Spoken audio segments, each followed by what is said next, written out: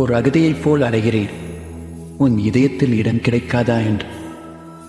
என்னாலும் உன்னையே பின்தொடர்கிறேன், நீ சுவாசித்த காற்றையாவது சுவாசிக்கலாம் என்று. உலகில் எல்லா கண்ணாடிகளை விடவும் உன்னை அழகாக பிரதிபலிப்பவன் நான் தான்.